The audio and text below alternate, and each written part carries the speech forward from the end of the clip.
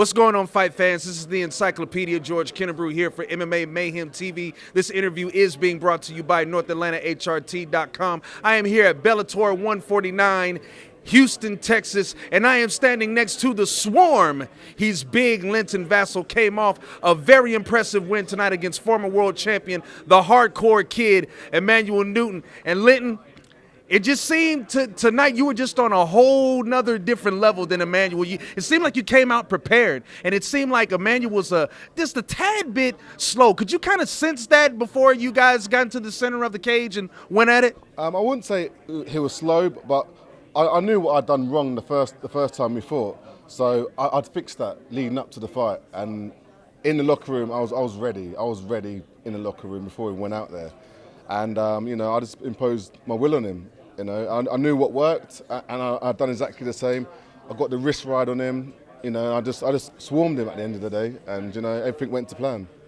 And speaking of imposing your will, your wrestling was really, really good. I saw that you got the takedowns. You were able to get some ground and pound, beat on him a little bit, wear on him. Did you feel like that was part of the game plan and would possibly be the deciding factor should it have gone longer in getting you the win? That was the game plan. Me and my coaches were all saying, take him down and just grind him out. There's no point going for submissions. In our last fight, he got out of all the submissions that I attempted, and that wore me down as well.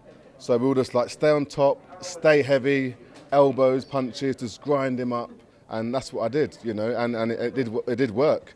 Going into that third round, I could just see him tiring. He tried taking me down, I think 2 or 3 times. It didn't work. I could just see him getting tired. I landed a few knees, which winded him. I got that takedown, and I knew, he was tiring. If it went on maybe another 30, 40 seconds, I might have finished him, but, he's a tough dude. But I could feel him tiring in that third round. Lastly, you mentioned about either having a big fight or going after the big prize, which you want, which is the title. And there's another Brit that's walking around right now with 12 pounds of gold that you would like to have around your waist.